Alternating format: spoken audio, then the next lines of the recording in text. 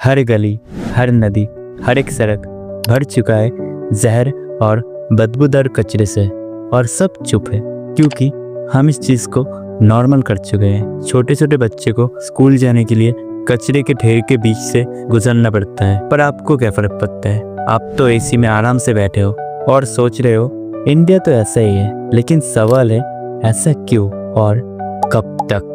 India's capital, Delhi, has overtaken the Pakistani city of Lahore as the most polluted city on earth. बड़ी खबर आपको बता रहे हैं, दिल्ली में AQI 300 के पार पहुंच चुका है, हवा जहरीली हो चुकी है और दुनिया के 10 सबसे ज्यादा प्रदूषित शहरों में से 7 अकेले भारत के ही हैं। महात्मा गांधी ने हमें गुलामी से मुक्ति दिलाई, हम भारत मां को गंदगी से मुक्ति दिलाई।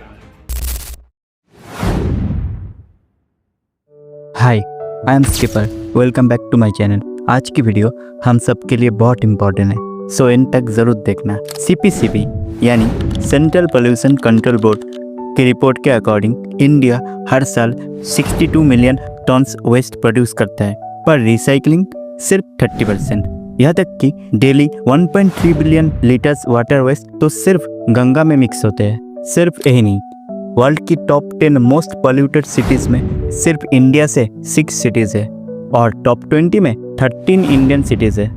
ये सिर्फ स्टैट नहीं, शर्मिंदगी की सर्टिफिकेट है।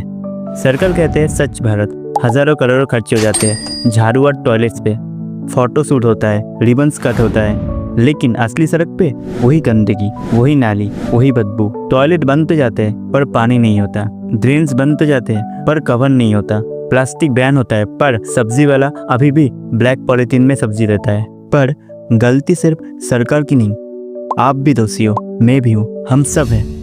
हम गाड़ी से रैपर बाहर सड़क पे फेंकते हैं, पान गुटखा पब्लिक प्लेस पे थूकते हैं, हिल स्टेशन जाकर बियर्स की बोतल चोराते हैं। शिमला, मनाली, दार्जिलिंग ये तो हमारे लिए टूरिस्ट स्पॉट है, पर किसी के लिए वो घर है। हम तो सेल्फी लेकर वापस आ जाते हैं, लेकिन पहाड़ हमारा फेंका हुआ प्लास्टिक हजारों सालों तक झेलता है।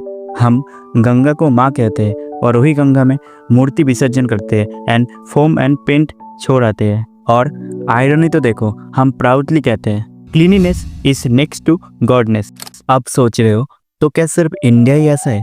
नहीं, जापान, सिंगापुर, स्विट्जरलैंड, नॉर्वे, उन्होंने भी सफाई का स्ट्रगल देखा, लेकिन उन्होंने क्या किया? उन्होंने अपने लोगों को सिखाया, डिसिप्लिन दिया, फाइन लगाया, और सबसे बड़ी बात, उन्होंने सफाई को काम नहीं रिस्पॉन्सिबिलिटी समझा। एग्जाम्पल के लिए जापान को देखो, वहाँ बचपन से ही बच्चों को सफाई सिखाया जाता है। स्कूल में वो लोग सिर्फ पढ़ने नहीं जाते, बल्कि क्लासरूम साफ रखना भी उनका जिम्मेदारी होता है।